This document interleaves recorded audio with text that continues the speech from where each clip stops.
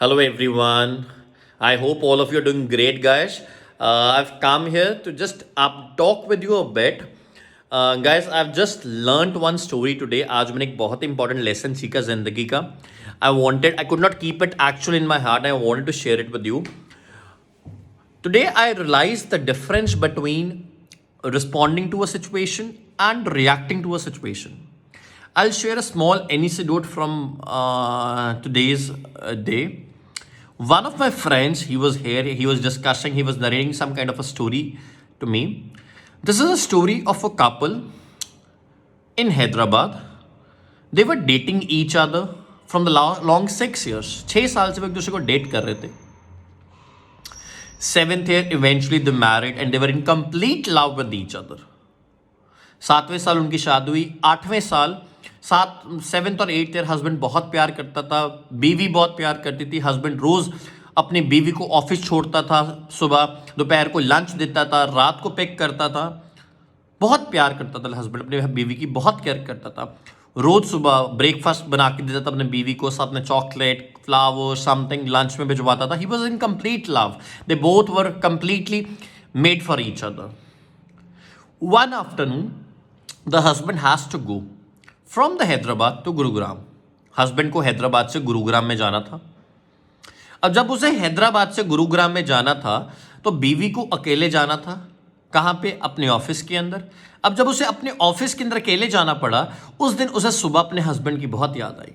उसे बहुत बुरा लगा कि दोपहर में किसी ने चॉकलेट, स्वीट डिश, कोई फ्लावर्स नहीं भेजे.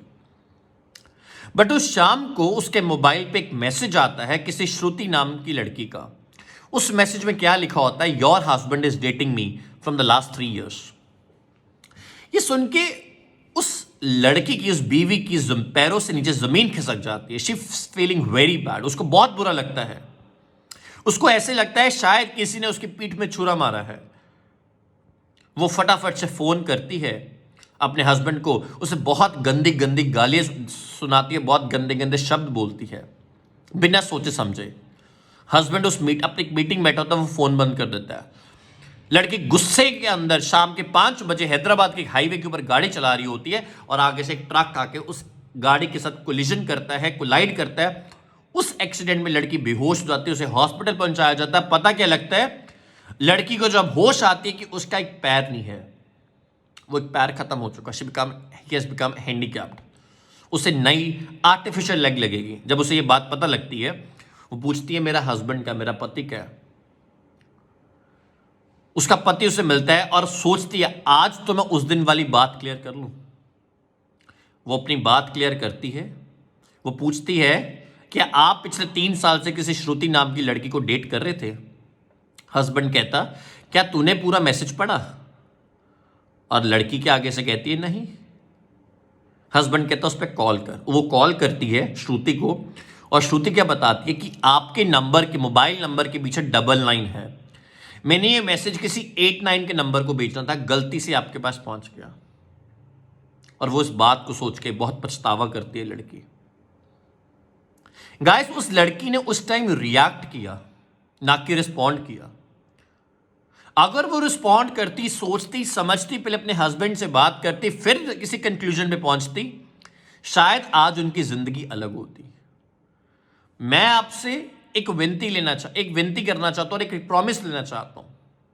अगर आपके घर में कोई ऐसी प्रॉब्लम आती है तो आपने कभी भी रिएक्ट नहीं करना, आपने रिस्पॉन्ड करना है. आपने सिचुएशन को समझना है, उसको देखना है, परखना है, उसको एनालाइज करना है, फिर किसी कंक्लूजन पे पहुंचना है.